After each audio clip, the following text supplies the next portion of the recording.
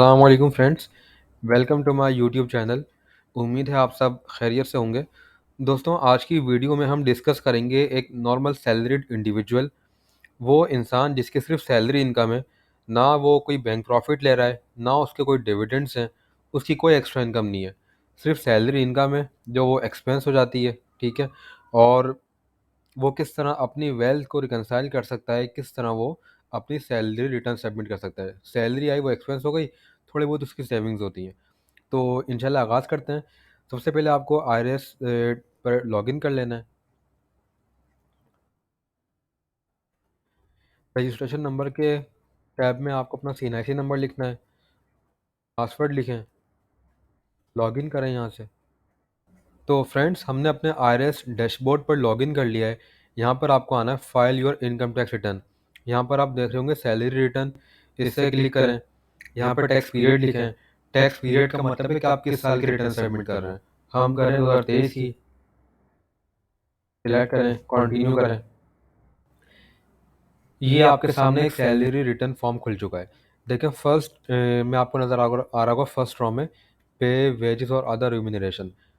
यहाँ पर आपको पूरे साल की ग्रॉस इनकम लिखनी है। आपको कंपनी से टैक्स सर्टिफिकेट मिलता होगा, या जो एक लास्ट आपको पे स्लिप मिलती होगी, उसमें ये मेंशन होता है कि आपकी पूरे साल की ग्रॉस इनकम क्या थी।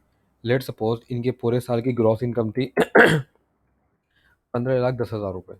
तो यहाँ पूरे साल की ग्रॉस इनकम लिखें, कैलकुलेट करें।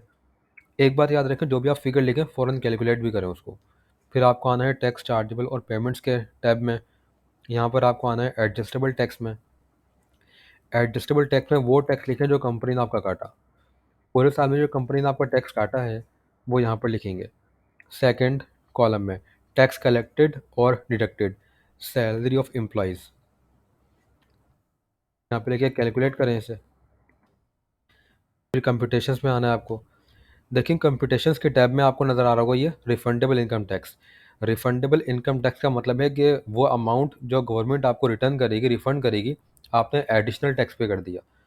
और एडमिटेड इनकम टैक्स का मतलब है ये आपको टैक्स एडिशनल पे करना है। तो इनके केस में ना एडमिटेड इनकम टैक्स है, ना रिफंडेबल इनकम टैक्स है, ना ये गवर्नमेंट का कुछ देंगे, ना कुछ लेंगे। फिर आपको आना है वेल्थ स्टेटमेंट के टैब में। यहाँ पर आपको नज़र आ रहा होगा पर्सनल एक्सपेंसेस। यहाँ पर आपको सारे अपने पर्सनल एक्सपेंसेस लिखने हैं। आप चाहें तो इसको इंडिविजुअली लिख सकते हैं कि आपका रेंट कितना था, आपकी मेंटेनेंस पे कितना एक्सपेंस हुआ, या चाहें तो एक ग्रॉस अमाउंट यहाँ पे लिख सकते हैं अदर पर्सनल और हाउस होल्ड एक्सपेंसेस के टैब में। मैं ग्रॉस अमाउंट यहाँ पे लिख देता हूँ, इसे कैलकुलेट करें।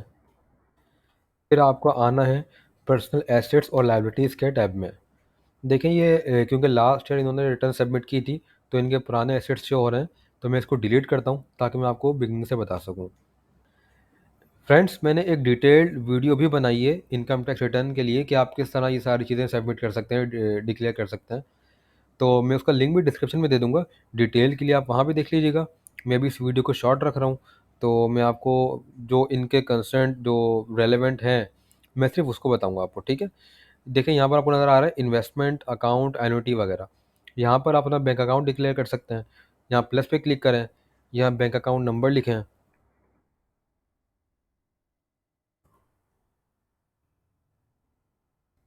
कॉन्टैक्ट्स में लिख दें bank account of bank Islami, submit करें।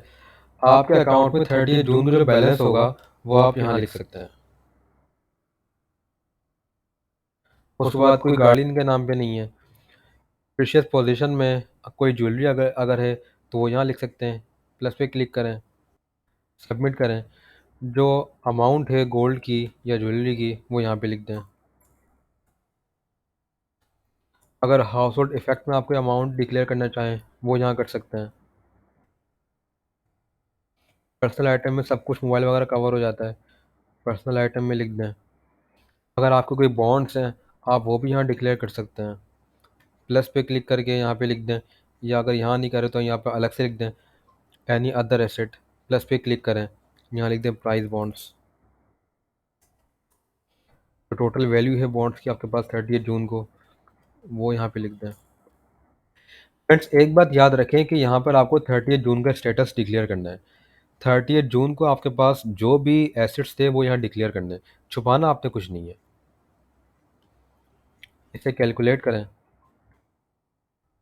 जो भी आपके पास कैश है 30 जून को अप्रॉक्सीमेट, वो आप यहाँ लिख सकते हैं, कैश नॉन बिजनेस।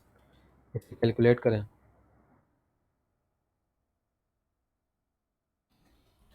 तो सारे एसेट्स आप डिक्लेयर कर लेंगे। उसके बाद आपको आना है रिकन्सिलेशन ऑफ नेट एसेट्स के टैब में। देखिए ये इनके करंट ईयर के एसेट्स हैं, ये इनके प्रीवियस ईयर के एसेट्स हैं। इनके एसेट्स में इतना इंक्रीज या डिक्रीज आया, ठीक है। अब यहाँ पर आपको नज़र आ रहा होगा income declared as per return for the year subject to normal tax. यहाँ पर आपको वो अमाउंट लिखनी है जो कि आपने सबसे स्टार्ट में टोटल सैलरी की अमाउंट लिखी थी। आप यहाँ पर आएंगे एम्प्लॉयमेंट में, सैलरी में, जो अमाउंट आपने यहाँ लिखी है 15,10,000, यही अमाउंट आपको यहाँ पे लिखनी है नॉर्मल टैक्स के टैब में। कैलकुलेट करें, जो आपने टैक्स पे किया है पूरे साल में, टैक्स सर्टिफिकेट भी आपके पास होगा, वो आपको यहाँ पे लिखना है। एडजस्टमेंट इन आउटफ्लोज, प्लस पे क्लिक करें, यहाँ पे कॉन्ट्रैक्ट्स में लिख दें tax paid during the year, submit करें, यहाँ पे अमाउंट लिख दें। फ्रेंड्स एक बात याद रखें, आपको जो ये अनरिकनसाइल्ड अमाउंट है, जब तक ये ज़ीरो नहीं होगी आपकी रिटर्न सबमिट नहीं हो सकती, इसको ज़ीरो होना ज़रूरी है। कैलकुलेट करें, आपकी ज़ीरो हो चुकी है, इसको सेव करें, सबमिट करें। जो भी आपका 4 डिजिट का पासवर्ड है वो आपको यहाँ पे लिखना है, सबमिट करें। तो आपकी रिटर्न सबमिट हो चुकी है। फ्रेंड्स मैंने एक डिटेल्ड वीडियो बनाई है कि आप किस तरह डिटेल के साथ समझ के रिटर्न सबमिट कर सकते हैं।